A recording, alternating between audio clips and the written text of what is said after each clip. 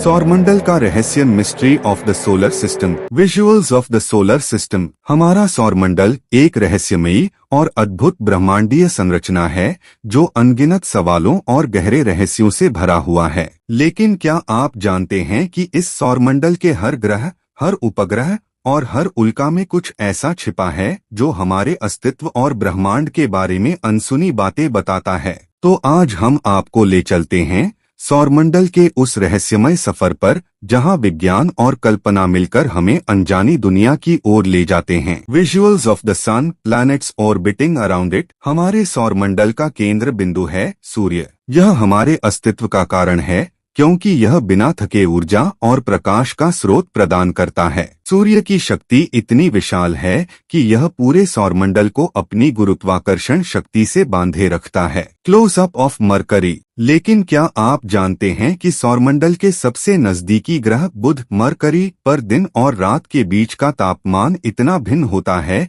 कि यह जीवन के लिए असंभव बना देता है।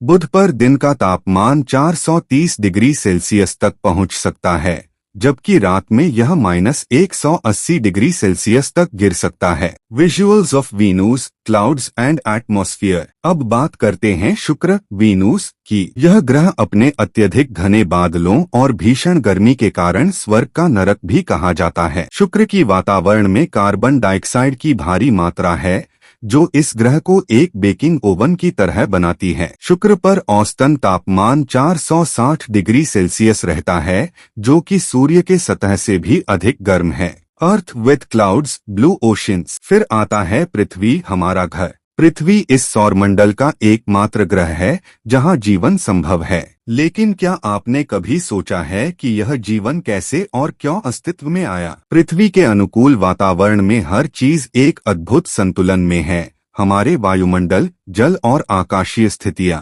ये सभी मिलकर जीवन के लिए एक आदर्श जगह बनाते हैं। Mars, red surface and ice caps. अब मंगल, मार्स की ओर बढ़ते हैं। यह लाल ग्रह कभी पृथ्वी के समान था, लेकिन आज यह सूखा और बंजर दिखाई देता है। फिर भी वैज्ञानिकों का मानना है कि मंगल पर एक समय पानी था और यहाँ जीवन का अस्तित्व हो सकता था। क्या मंगल पर कभी जीवन था, या क्या भविष्य में हम वहाँ जीवन की खोज करेंगे? Jupiter, massive size and great red spot. आइए अब सौरमंडल के विशालतम ग्रह बृहस्पति, जुपिटर पर। बृहस्पति की विशालता और इसका विशालतम तूफान ग्रेट रेड स्पॉट, जो करीब 400 वर्षों से लगातार घूम रहा है, यह सभी अंतरिक्ष विज्ञानियों के लिए एक चमत्कारी रहस्य है। यह ग्रह इतना बड़ा है कि इसके अंदर 1300 पृथ्वी समा सकती हैं। Saturn, rings and moon. अब शनि, सैटर्न की ओर बढ़ते हैं।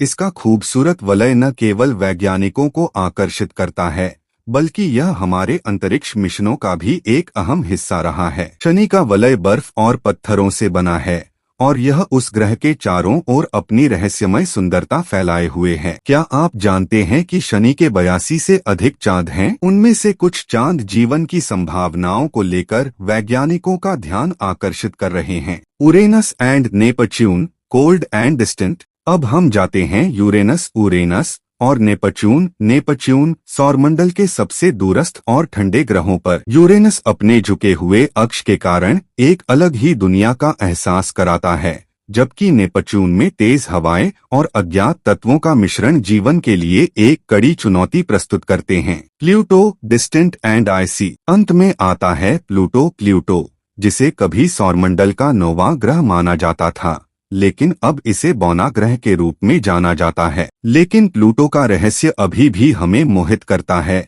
यह कटा हुआ, बर्फीला और एक रहस्यमय दुनिया है। Solar system overview, sun at the centre. अगर आपको यह वीडियो पसंद आया हो तो कृपया लाइक और